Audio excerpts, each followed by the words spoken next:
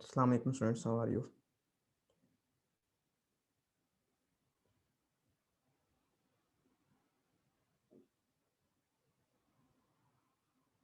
वालेकुम अस्सलाम सर। हाँ जी, so welcome to the lecture. काफ़ी ब्रेक आ चुका है लेक्चर्स में और नेक्स्ट वीक में फिर सारे छुट्टियां हैं, तो आज हम थोड़ा सा पढ़ेंगे तो नेक्स्ट वीक से हम इंशाल्लाह स्टार्ट दोबारा से लेंगे, दोबारा से कंटिन्यू करेंगे, लेकिन आज हमारा लेक्चर प्रॉपर लेक्चर होगा। ओके, सो लास्ट लेक्चर में we were discussing about ERD, entity relation diagram. ठीक है। सो बेसिकली हम डेटा मॉडलिंग का जो टॉपिक है वो डिस्कस कर रहे थे। ठीक है। सो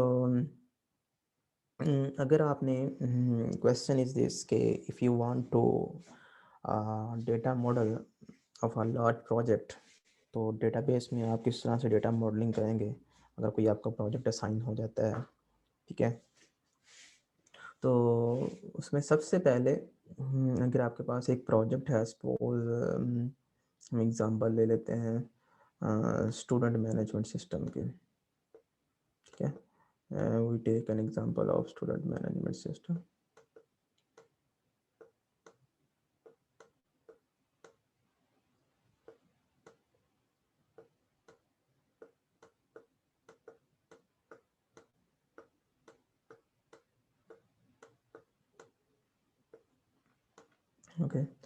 ओके, सो अगर आपके पास ये प्रोजेक्ट है, आपने इसके लिए डेटाबेस डिज़ाइन करनी है, so how you can design database management system. ठीक है, ओके,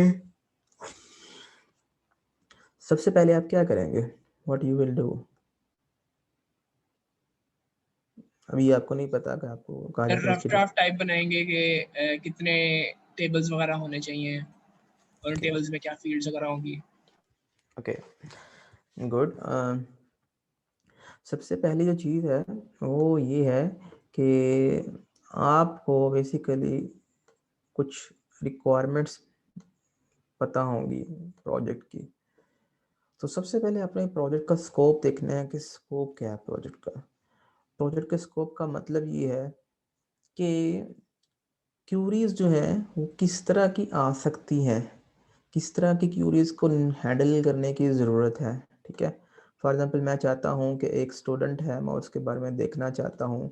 ठीक है, कि वो कौन कौन से कोर्सेज में इनरोल है। ठीक है, कौन कौन से कोर्सेज पढ़ रहा है, वो ऑपरेटिंग सिस्टम पढ़ रहा है, वो डेटाबेस पढ़ रहा है, वो थ्योरी ऑफ ऑटोमेटा पढ़ रहा है।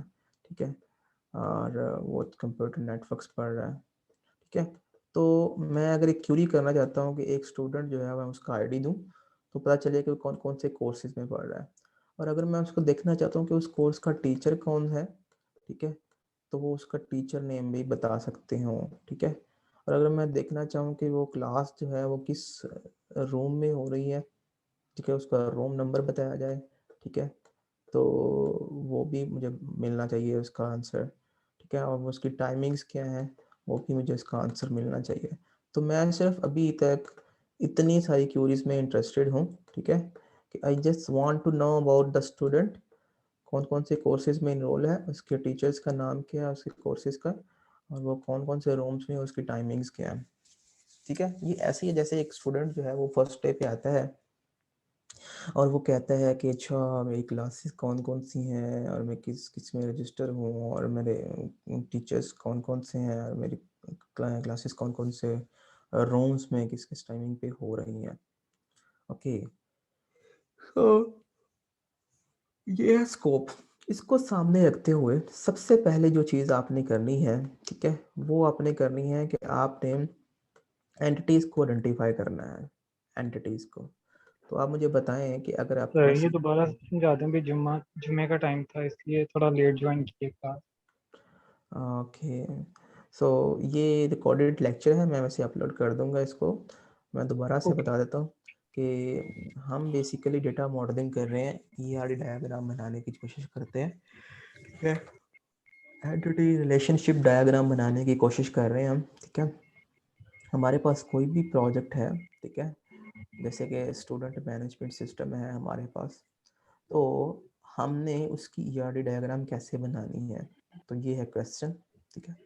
तो मैंने कहा है कि सबसे पहली जो चीज़ ये है कि आपको उस प्रोजेक्ट के स्कोप का पता होना चाहिए। प्रोजेक्ट के स्कोप का मतलब ये है कि उसमें किस तरह की क्यूरीज जो है they need to be handled, किस तरह की क्यूरीज का आपने आंसर करना है, वो आपको पता होना चाहिए, ठीक है।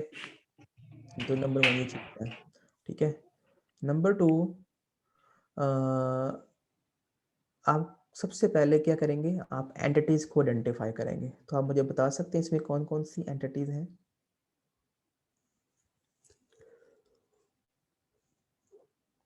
कौन बताएगा? एंटिटी होती क्या है वैसे? सर किस वाले के अंदर स्टूडेंट मैनेजमेंट सिस्टम में कौन सी एंटिटीज होंगी? जी, सर स्टूडेंट होगी, सर आईडी हो सकती है, एंटिटी होती और क्या है? सर एंटिटी कोर्सेज होती होगी, एंट्री एंट्री कोर्सेज आईडी। तो एंटिटी तो सर इसी की नहीं कहेंगे, स्टूडेंट मैनेजमेंट सिस्टम, और इसके आगे एट्रीब्यूट्स होंगे, कोर्सेज वगैरह, एंटिटी इज एनीथिंग जो अबाउट टेबल की विच पहचान होती है सर, टेबल का जो नाम वगैरह होता है। entity is anything about which we want to save data। कोई भी चीज़ जिसके बारे में हम डेटा सेव करने की कोशिश करना चाह रहे हैं, वो एंटिटी है। तो सबसे पहले हम स्टूडेंट का डेटा सेव करने की कोशिश करना चाह रहे हैं, हम टीचर का डेटा सेव करने की कोशिश करना चाह रहे हैं, ठीक है। हम कोर्सेज का डेटा सेव करने की कोशिश कर रहे हैं, ठीक है। इसके अलावा हम क्लासरूम्स का डेटा जो है वो सेव करने की कोशिश कर रहे हैं, हम सेक्शंस का डेटा, क्लास जो कोर्स सेक्शंस हैं उनका डेटा सेव करने की कोशिश कर रहे हैं, ओके। तो ये है वो एंटिटीज़ जो स्कोप से पता चल रहा है कि जिस तरह की क्यूरीज हमने हैंडल करनी है वो उसमें ये एंटिटीज़ होंगी। तो सबसे पहले अगर आपके पास कोई भी प्रोजेक्ट आ जाता है तो उसका प्रोजेक्ट का स्कोप देखते हुए आपने क्या करना है, एंटिटीज़ को आइडेंटिफाई करना है, ठीक है। जब अपने एंटिटीज़ को आइडेंटिफाई कर लिया तो उसके बाद जो जो तीसरा स्टेप होगा वो ये होगा कि आपने इनकी एट्रीब्यूट्स जो हैं वो आइडेंटिफाई करने हैं। तो attributes is something else, entities is something else. Entities जो है वो आपके टेबल्स को, रिलेशंस को रिप्रेजेंट करती हैं, और एट्रीब्यूट्स जो है वो उन रिलेशंस के करेक्टरिस्टिक्स को रिप्रेजेंट करती है। तो मैं यहाँ पे सिर्फ स्टूडेंट के एट्रीब्यूट्स लिखता हूँ, ठीक है। तो आप लिख सकते हैं स्टूडेंट, ठीक है, और आईडी। स्टूडेंट अंडरस्कोर आईडी जो है ये इसका एक मतलब प्राइमरी की हो सकती है, ठीक है। इसके पास स्टूडेंट अंडरस्कोर, स्टूडेंट का अगर नेम सेव करना चाहते हैं तो स्टूडेंट नेम आएगा, ठीक है। तो ये इसका एट्रीब्यूट है। इसके अलावा अगर स्टूडेंट का ऑब्वियसली स्टूडेंट का अपना वो कौन कौन से कोर्सेज में रजिस्टर है, किन किन टीचर से पढ़ रहा है, ठीक है, इसका कैसे पता चलेगा, ठीक है। याद रखिएगा एक बात, एक कॉन्सेप्ट होता है कोहेजन एंड कपलिंग। शायद आप में से किसी ने सॉफ्टवेयर इंजीनियरिंग पढ़ी है? Software engineering, no sir. Okay. Cohesion का मतलब ये होता है कि अगर कोई एंटिटी जो है वो उसमें आप जो एट्रीब्यूट सेव कर रहे हैं वो सिर्फ वो एट्रीब्यूट सिर्फ उस एंटिटी का पार्ट होना चाहिए। फॉर एग्जांपल अगर मैं स्टूडेंट के रिलेशन में मैं सेव कर देता हूँ टीचर आईडी सपोज, ठीक है, या teacher name, this is not a good way to save the data, to save the attributes, ठीक है। कि मैं टीचर के एट्रीब्यूट्स जो हैं वो स्टूडेंट के टेबल में, स्टूडेंट के रिलेशन में सेव कर रहा हूँ, तो ये कोहेजन जो है ये प्रॉपर्टी को वायलेट कर रहा है। कोहेजन का मतलब ये है कि जिसका जो काम हो उसको वो काम करना चाहिए, ठीक है। अगर अगर जो फंक्शन या जो रिलेशन जितना ज़्यादा कोहेसिव होगा उससे ये होगा कि वो रीयूज किया जा सकता है।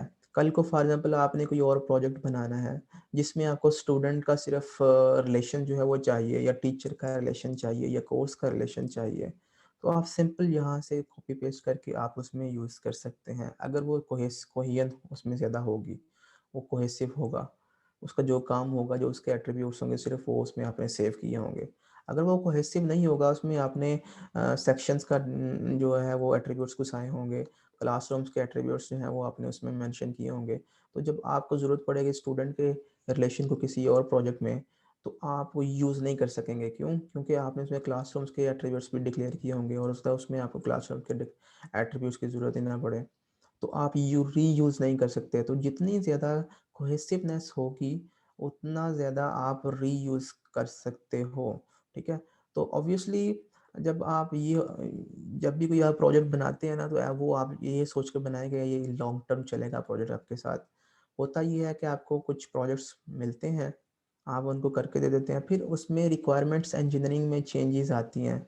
क्लाइंट कहता है कि नहीं, अच्छा मुझे ये पहले आपने बना के दिया था, अब मेरा स्कूल बड़ा हो गया, अब मुझे ये चीज़ें भी चाहिए, ठीक है? पहले मेरे पास 50 स्टूडेंट्स थे तो मैं मैनेज कर रहा था, अब मेरे पास 500 स्टूडेंट्स हैं, ठीक है? मुझे उनकी रिपोर्टिंग भी करनी है, ठीक है? मुझे उनके घर में जो है ये चीज़ें भिजवानी है, उनका रिजल्ट भिजवाना है, and so on so fourth. तो उसके लिए वो कहेगा कि मुझे ये चीज़ें चाहिए, तो उसके लिए फिर डेटाबेस में चेंज करनी पड़ेगी। अगर आपने कोहेजन कोहेजन आपके जो एंटिटीज़ हैं वो आपकी कोहेसिव होंगी, रिलेशंस आपके कोहेसिव होंगे, तो आप इजीली उनको अपग्रेड कर सकते हो। आपको प्रीवियस चीज़ें चेंज करने की ज़रूरत नहीं पड़ेगी। लेकिन अगर आपने इस तरह से चीज़ें की होंगी, इंटरमिक्स की होंगी, तो आपको स्क्रैच से फिर दोबारा चेंज करनी पड़ेगी। हो सकता है वो एक चेंज कहे, ठीक है, और आपको बैकएंड के ऊपर 10 चेंजेस करनी पड़े, ठीक है? तो उससे ये होगा कि वो कहेगा कि मैंने तो आपको एक काम कहा था 1 दिन का, ठीक है? और इसके तो इतने पैसे बनते हैं, 5000 बनता है, ठीक है? तो आप मुझसे 50,000 माँग रहे हैं, ठीक है? तो आप कहेंगे नहीं यार, पीछे बैकएंड के ऊपर इतनी ज़्यादा चेंजेस हुई हैं। वो कहेगा मुझे नहीं पता बैकएंड के ऊपर क्या चेंजेस है, मैंने तो आपको ये छोटा-सा काम कहा था, ठीक है? तो उसकी रीज़न ये कि आपको 5,000 में फिर 50,000 का काम करना पड़ेगा, due to your bad modelling, data relation entity relation diagram. तो अगर आपने बैड मॉडलिंग की हुई है, ठीक है, आपका जो एंटिटी रिलेशन डायग्राम है उसका स्ट्रक्चर सही नहीं है, ठीक है, तो पुअर डिज़ाइन है। अगर पुअर डिज़ाइन है तो आपको फिर इस तरह की चीज़ें फेस करनी पड़ सकती हैं फ्यूचर में, ठीक है? वो कहते हैं ना, पंजाबी में एक कहावत है कि 11वीं का दिन जो है, 11वीं का पता 12वीं वाले दिन चलता है, ठीक है? मतलब जो आप आज की डेट में जो काम करते हैं ना उसका पता 12वीं वाले दिन चलता है। अगर कोई चोरी करता है तो वो अगले दिन उसकी चोरी का जब पता चलता है तो फिर उसको खटका लगा होता है, या फिर उसको फ़ौरन लोग कुछ पकड़ने आता है, या तुमने ये वाला काम डाला है, ठीक है? तो अब इसका आंसर दो। तो ये सीन है कि अगर आपने आज एक अच्छा काम किया होगा, अच्छा डिज़ाइन किया होगा, तो आपको 12वीं वाले दिन फ़ायदा होगा। लेकिन अगर आपने अच्छा डिज़ाइन नहीं किया, पुअर पुअर डिज़ाइन किया है, तो आपको 12वीं वाले दिन ज़्यादा पे करना पड़ेगा, ठीक है? तो कोहेजन का मतलब ये होता है कि जिसका जो काम है वो करे, ठीक है? जिसमें जिस एंटिटी में, जिस रिलेशन में जो एट्रीब्यूट्स उसके हैं, सिर्फ वो सेव करें, बाकी एट्रीब्यूट्स जो हैं उसके वो सेव ना करें, ठीक है? तो ये एट्रीब्यूट्स आपने इस तरह से स्टूडेंट के रिलेशन में सेव नहीं करने हैं, ठीक है? कपलिंग का मतलब ये है कि लेस डिपेंडेंसी, ठीक है? लेस डिपेंडेंसी तब होती है जब आपने अच्छी इंटरफेसिंग की होती है, ये कनेक्शन प्रोवाइड किए होते हैं, ठीक है? वो अभी बेसिकली ये कॉन्सेप्ट डायरेक्टली यहाँ पे अप्लाई नहीं होता, लेकिन कोहेजन का मैंने आपको बता दिया। तो आपने एंटिटीज़ को आइडेंटिफाई करना है, उनके एट्रीब्यूट्स को आइडेंटिफाई करना है। चौथी जो चीज़ है, नंबर 4 इज़ रिलेशनशिप्स। फिर आपने इनके रिलेशनशिप्स आइडेंटिफाई करने हैं, इनके आपस में रिलेशंस क्या हैं।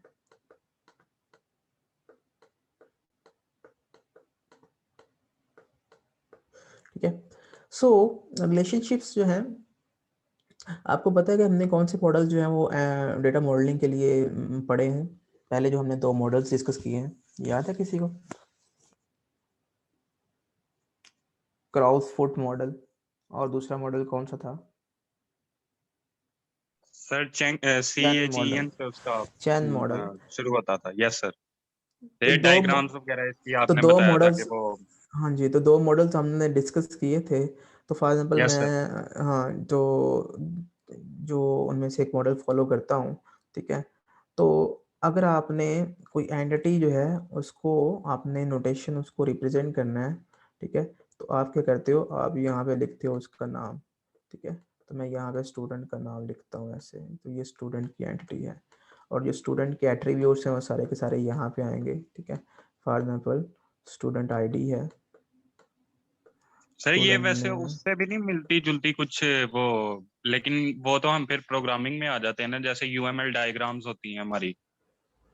यूएमएल डायग्राम इसी से तो बनती हैं बेटा, यस सर, इसी वो से तो। यूनिफाइड मॉडलिंग लैंग्वेज, उसमें हाँ क्लास जी, डायग्राम्स वगैरह होती हैं।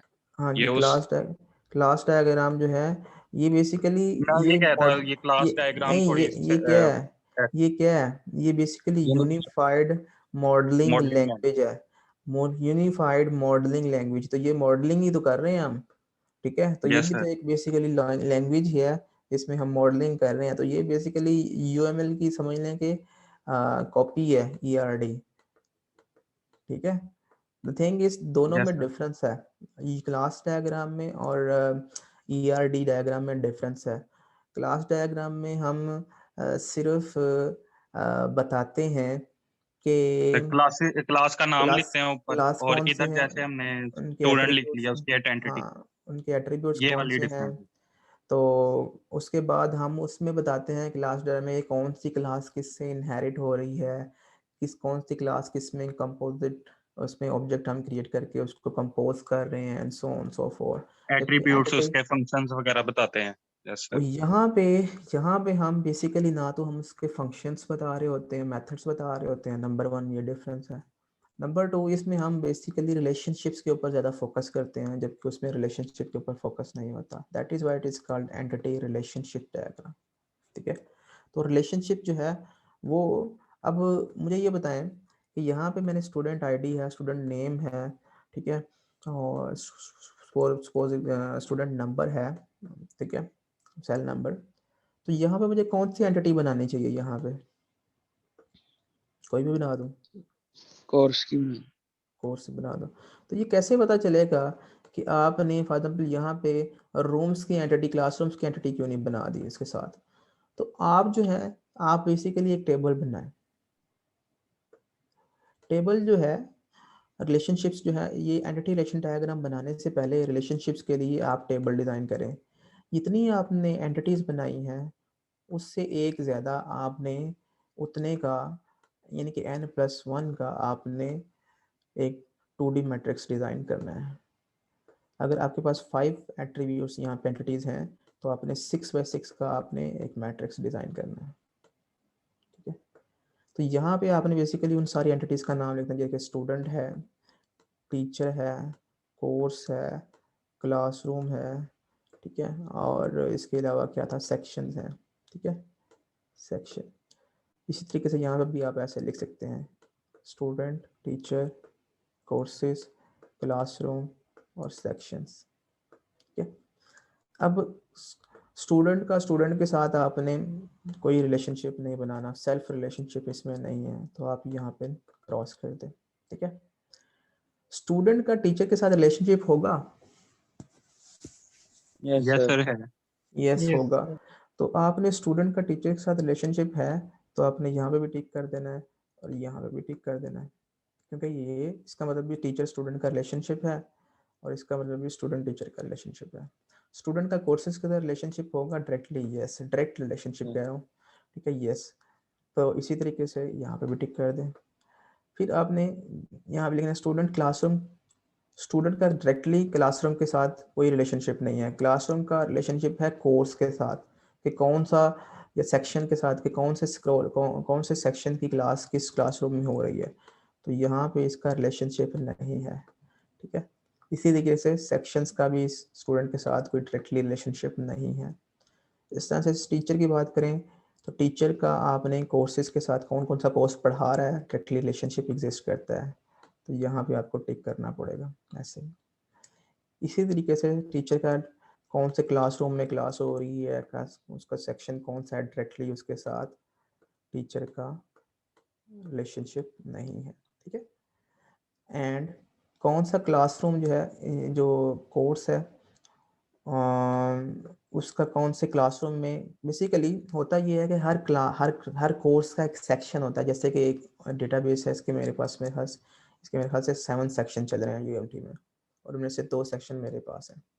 तो कौन से सेक्शन की क्लास किस रूम में होती है, ये उसका रिलेशनशिप होता है। यानी कि क्लासरूम का सेक्शंस के साथ जो है वो रिलेशनशिप होता है, लेकिन क्लासरूम का कोर्स के साथ रिलेशनशिप डायरेक्टली नहीं है, ठीक है। तो ये इस तरह से आपने ये टेबल फिल अप कर दिया। अब यू नो कि स्टूडेंट अगर आपने एंटिटी बनाई है तो आपको उसके साथ टीचर और क्लास कोर्सेज की एंटिटीज को बनाना चाहिए। तो इससे ही सिर्फ ये पता चलेगा इस टेबल से कि कौन सा ईआरडी डायग्राम में कौन सी एंटिटी कहाँ पे बनानी है। तो आप एक कोर्स की एंटिटी बना लें स्टूडेंट के साथ, और एक टीचर की एंटिटी बना लें।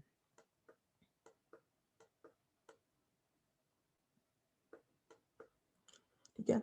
अब आ गए हैं रिलेशनशिप्स के ऊपर, उनकी टाइप्स के ऊपर। जब आपने इस तरह से बना ली, ठीक है, सो यहाँ पे आप देख सकते हैं कि कोर्सेज के साथ आप इसका रिलेशनशिप बना सकते हैं, सेक्शंस का, ठीक है। और यहाँ पे ये नल आएगा। तो कोर्स का अगर आपने सेक्शंस के साथ बनाना है तो यहाँ पे आप सेक्शंस की एक एंटिटी बना लें।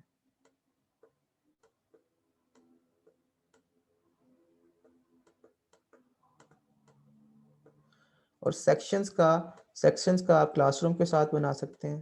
तो यहाँ पे आप जो है वो क्लासरूम्स बना लें एंटिटी। इससे ये आपको पता चल जाएगा कि आपने कौन सी एंटिटी को फिजिकली मॉडल करते हुए उसको प्लेस कहाँ पे करना है, जस्ट ये आपको पता चलेगा। तो क्लासरूम्स की एंटिटी यहाँ पे आएगी, ठीक है। तो ये मुझे पता चल गया कि मैंने कौन सी एंटिटी को कहाँ पे प्लेस करना है यूजिंग दिस टेबल। अगर आपको ये टेबल बनाना आता है और आप इस तरह से कर सकते हैं तो this is a very good way to place the entities, okay. अब हम मुझे ये बताएं कि स्टूडेंट का कोर्स के साथ किस तरह का रिलेशन है, 1 to 1 का है, 1 to many का है, many to many का है।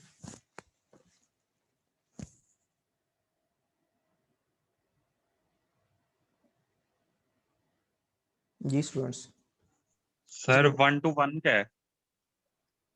एक मैंने स्टूडेंट तो जो है मैंने कहा एक स्टूडेंट जो है वो वो कौन काफी कोर्स ले सकता वो है। बहुत सारे कोर्सेज पढ़ सकता है। एक स्टूडेंट जो है वो, मतलब मेरा नाम असद है, तो असद जो है वो सेम टाइम पे ऑपरेटिंग सिस्टम भी पढ़ सकता है, डेटाबेस भी पढ़ सकता है, yes sir. And so on so for. एक एक एक सेमेस्टर में बहुत सारे कोर्सेज पढ़ सकता है। तो और एक कोर्स को इस तरह से देखा जाए तो 1 to many का रिलेशनशिप बनता है। तो एक स्टूडेंट बहुत सारे कोर्सेज पढ़ सकता है। एक कोर्स जो सर है, लेकिन जैसे मैनी टू मैनी का भी नहीं हो सकता?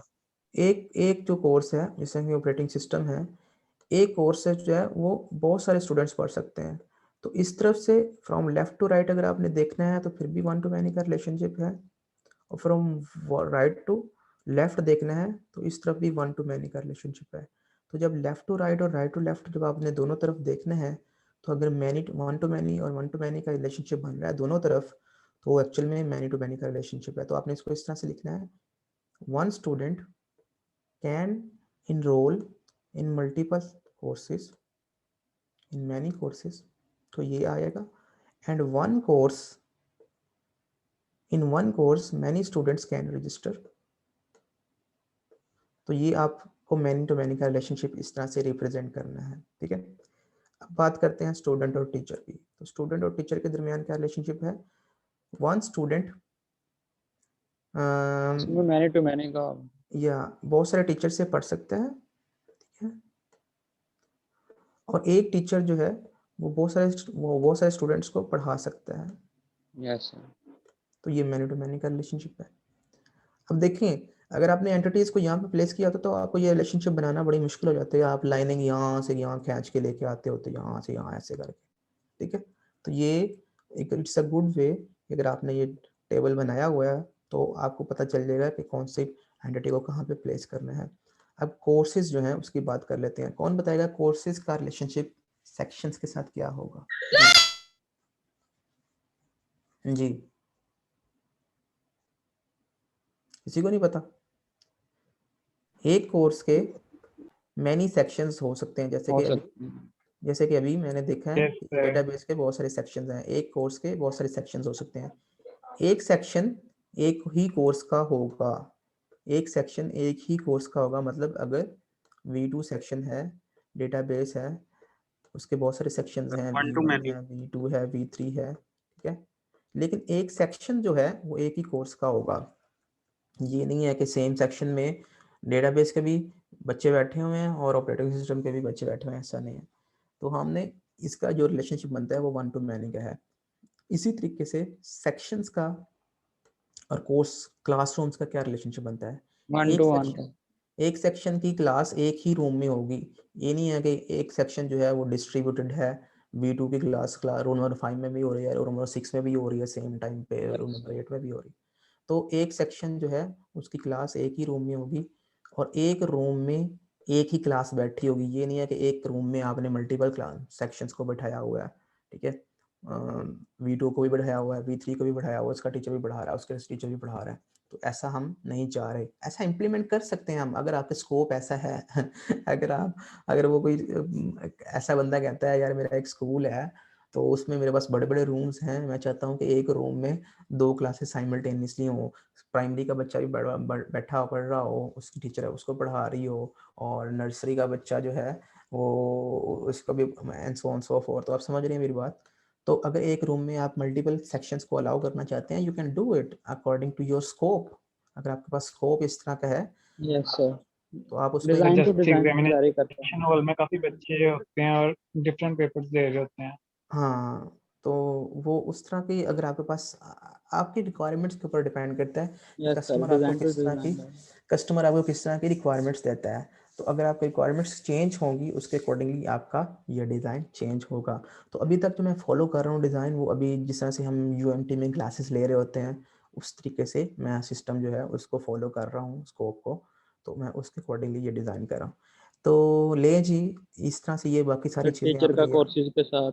आपने ये चीज़ें जो है वो फिलअप करनी है, ठीक है। सो टीचर का कोर्सेज के साथ क्या रिलेशनशिप है। एक टीचर जो है वो बहुत सारे कोर्सेज जो है वो पढ़ा सकता है, मैनी कोर्सेज पढ़ा सकता है, ठीक है। तो बेसिकली यहाँ पे एक गलती हुई है कि हम टीचर जो है वो डायरेक्ट कोर्स नहीं पढ़ाता, वो किसी सेक्शन को पढ़ाता है। तो कोर्स के साथ यस उसका सर। जो है वो नहीं बनता, उसका सेक्शन के साथ बनता है, ठीक है। और कोर्स के साथ उसका टीचर का नहीं बनता बल्कि सेक्शन के साथ बनता है। तो यहाँ पे हमने जो रिलेशनशिप बनाना है वो कोर्स के साथ नहीं बनाना बल्कि सेक्शंस के साथ बनाना है। तो एक एक टीचर जो है वो बहुत सारे सेक्शंस को पढ़ा सकता है, जैसे कि मैं पढ़ा रहा हूँ, ठीक है। और V4 और V7। एक सेक्शन जो है वो एक ही टीचर पढ़ाएगा, ठीक है। तो ये इस तरह से हमारे पास 1 to many का रिलेशनशिप। तो ये है जी आपकी ERD डायग्राम। ये मैंने एक सिंपल सा मॉडल आपको इस वजह से दिखा दिया है ताकि आपको पता चल जाए कि आपने किस तरह से स्क्रैच से मूव करना है और कैसे आपने ERD डायग्राम बनानी है, ठीक है। जब ये चीज़ें बन जाएंगी, ठीक है, तो अब आपने, ये है बेसिकली मॉडलिंग, ये है डेटा मॉडलिंग। मॉडल हुआ हुआ डेटा, मॉडल क्या होता है? Model in an abstraction of something, abstraction, ठीक है। तो ये एब्स्ट्रक्शन किसकी है, कौन बताएगा ये एब्स्ट्रक्शन किसकी है? ये एब्स्ट्रक्शन है फिजिकल डेटाबेस की, कि फिजिकल डेटाबेस में, ठीक है, फिजिकल डेटाबेस में टेबल्स किस तरह से बनेंगे। सो डेटाबेस में जो टेबल्स बनेंगे, स्टूडेंट के नाम से टेबल बनेगा और उसके ये एट्रीब्यूट्स होंगे। कोर्स के नाम से टेबल बनेगा और उसके ये एट्रीब्यूट्स होंगे। टीचर के नाम से बनेगा, फिर सेक्शन के नाम से बनेगा, एक रिलेशन और एक क्लासरूम के नाम से बनेगा। तो 5 टेबल बनेंगे, ठीक है।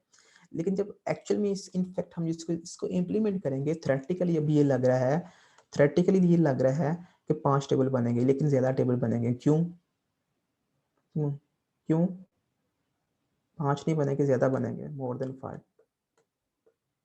वाई? तो जब आप इसको इम्प्लीमेंट करेंगे तो आपको पता है कि जब मैनी टू मैनी का रिलेशनशिप इम्प्लीमेंट करते हैं तो दरमियान में क्या करते हैं? ब्रिज टेबल बनाते हैं। ब्रिज टेबल बनाते हैं, तो bridge table is also a table, एक ब्रिज टेबल भी बनेगा इसके लिए, ठीक है, ठीक है। तो जब हम एक ब्रिज टेबल बनाएंगे इसके लिए, तो यहाँ पे भी एक ब्रिज टेबल बनेगा, ठीक है।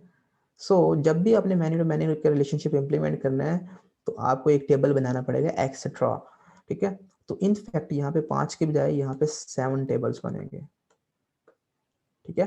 तो जब आप 7 टेबल्स बनाएंगे, तो जब आप ये वाला बनाएंगे टेबल, इसके दरमियान ब्रिज टेबल बनाएंगे, ठीक है। तो मैं इसको बस इसको इम्प्लीमेंट करने जा रहा हूँ मैन्यू टू मैन्यू रिलेशनशिप को, कि आप बेसिकली क्या करेंगे, आप स्टूडेंट का टेबल तो बनाएंगे ही बनाएंगे, ठीक है। तो उसमें यहाँ पे स्टूडेंट आईडी होगा, स्टूडेंट नेम होगा, और जो जो भी आप चीज़ें उसकी सेव करना चाहते हैं, उसका एज सेव करना चाहते हैं, सेल नंबर सेव करना चाहते हैं, एड्रेस सेव करना चाहते हैं, जितने मर्जी एट्रीब्यूट उसके सेव करना चाहते हैं, यू कैन सेव हियर, ठीक है। और इस तरह से हमारे पास जो टेबल होगा कोर्सेज का, तो वो यहाँ पे कोर्स आईडी होगा हमारे पास, ठीक है। और कोर्स कोड होता है, ठीक है, कोर्स कोड, कोर्स नेम होता है। तो ये सारे के सारे एट्रीब्यूट्स यहाँ पे आप सेव करेंगे। यहाँ पे जो ब्रिज टेबल बनेगा, ब्रिज टेबल में एक तो हमारे पास जो स्टूडेंट आईडी है, ये भी एट्रीब्यूट इसमें होगा, क्योंकि इसकी जो प्राइमरी की होगी, अगर आपने 1 to many का रिलेशनशिप बनाना है, ठीक है, तो इसमें तो आपको स्टूडेंट आईडी जो है यहाँ पे एज ए फॉरेन की रखनी पड़ेगी, तो स्टूडेंट आईडी यहाँ पे फॉरेन की होगी। इस तरह से यहाँ से भी आप 1 to many का रिलेशनशिप बनाना है, तो आपकी इसकी जो प्राइमरी की है वो यहाँ पे फॉरेन की होगी, तो कोर्स आईडी यहाँ पे भी होगा, ठीक है। तो इससे फ़ायदा क्या होगा, इससे फ़ायदा ये होगा कि फॉर एग्जाम्पल मेरा आईडी 1 है, मेरा नाम असद है, ठीक है, और मैं कौन कौन से कोर्सेज में इनरोल हूँ, ठीक है। यहाँ पे मेरी और भी इंफॉर्मेशन है, तो मैं यहाँ पे मैं सिंपल यहाँ पे मेरा स्टूडेंट आईडी 1 लिखा होगा, मैं कोर्स आईडी जो है वो कोर्स आईडी 1 है, कोर्स आईडी 2 है, तो यहाँ पे मैं कोर्स आईडी 1 में इनरोल हूँ, मैं कोर्स आईडी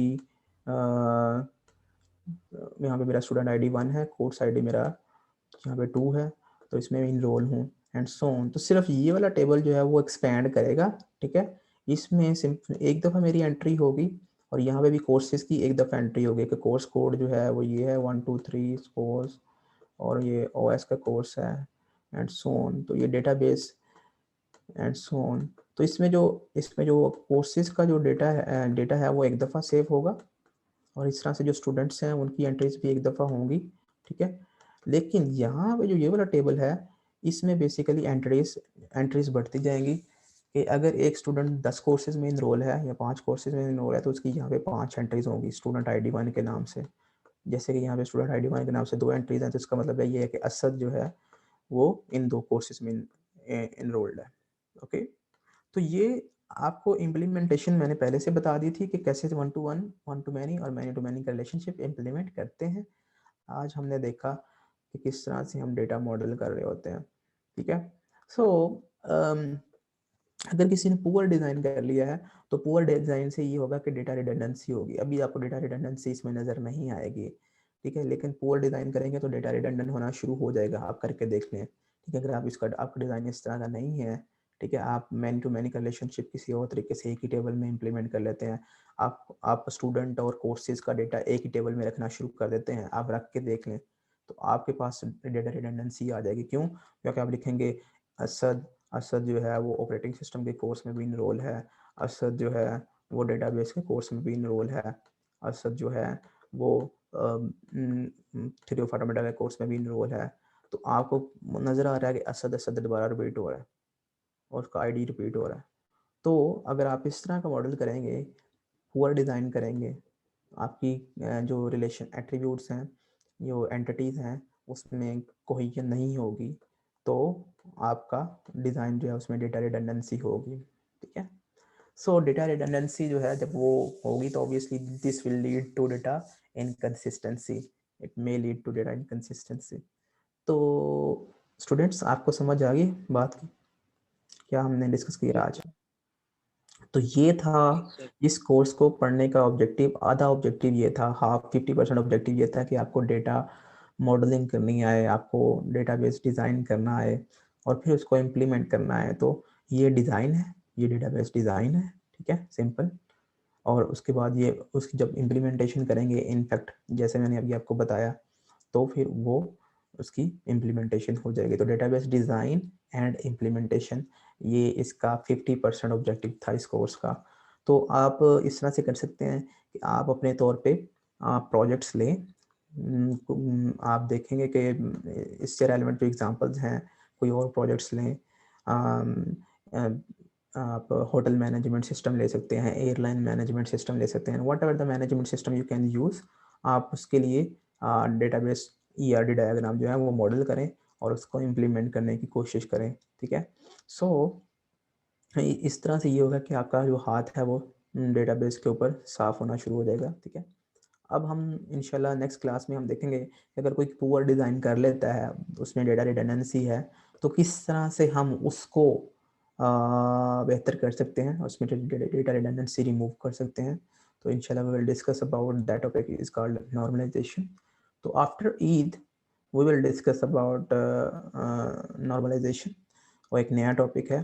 तो हम कम्प्लीटली स्विच कर जाएंगे, तो नॉर्मलाइजेशन के ऊपर चले जाएंगे। तो फिर हम और ज़्यादा एडवांस टॉपिक्स पढ़ेंगे डेटाबेस में। तो आज के लिए इतना ही है। आई होप कि आपको समझ आ गई है कि what is actually happened in ERD diagram. तो अब आपको ERD डायग्राम बनानी आ जाएगी अगर खुद ही आपको प्रोजेक्ट देता हूँ मैं।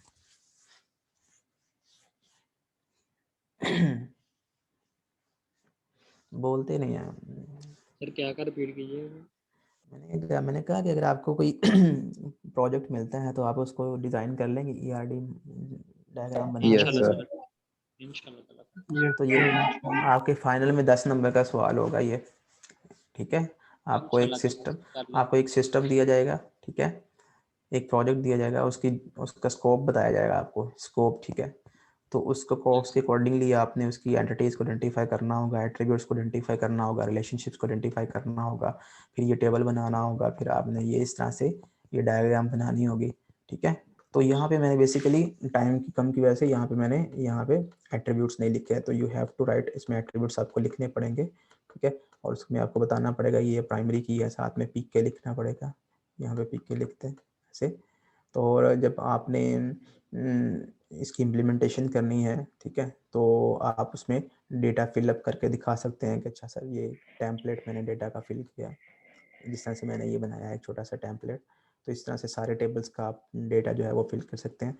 फिर उनके ऊपर मैं क्यूरीज पूछ सकता हूँ आपको कि अच्छा अगर मैंने देखना है कि स्टूडेंट असद जो है उसका उसके जो ऑपरेटिंग सिस्टम की क्लास किस रूम में हो रही है, तो मुझे रूम नंबर बताएं। तो फिर आपने ज्वाइंस लगा के मुझे रूम नंबर का बताना है।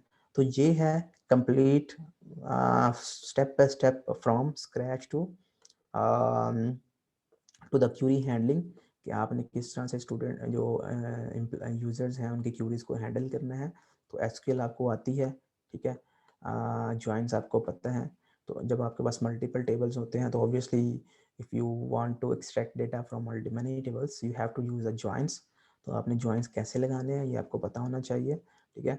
और किस तरह से आप एफिशिएंट ज्वाइंस लगा सकते हैं, अगर आपको मल्टीपल ज्वाइंस का पता है तो तभी आप वो यूज़ कर सकते हैं। तो ये सारी की सारी चीज़ें जो है ये थी इस लेक्चर में। तो आई होप कि आपको इस्तेफादा हुआ होगा। सो Yes, sir. मेरी तरफ से एडवांस ईद मुबारक। सो आपको भी सर ईद मुबारक। खैर मुबारक। सो बेस्ट ऑफ लक खैर मुबारक इंशाल्लाह। सर, अभी तक तो जुम्मे से इस्तेफादा करके आए हैं, क्लास शुरू हो गई। मैं एडवांस ईद मुबारक कह रहा हूँ कि अभी छुट्टियां हैं, तो फिर इंशाल्लाह आपको हॉलीडेज़ के बाद ही आपसे मुलाकात होगी नेक्स्ट मंडे, इंशाल्लाह ताला सर। ठीक है। तो फिर हम दोबारा से पढ़ाई के मूड में थोड़ा और स्विच कर जाएंगे। सो ओके, तो मैं उसके बाद फिर आपको अटेंडेंस सर, अटेंडेंस। अटेंडेंस जो है वो हो गई है आपकी, समझे। अटेंडेंस जो है वो नेक्स्ट क्लास में मार्क करेंगे। जी अदील, मोहम्मद अदील, आपने अटेंडेंस मार्क करवानी है। सर वो जुम्मा की टाइमिंग 3 बजे नहीं है, जुम्मा अभी खत्म हुआ, क्लास खत्म भी हो गई अभी से।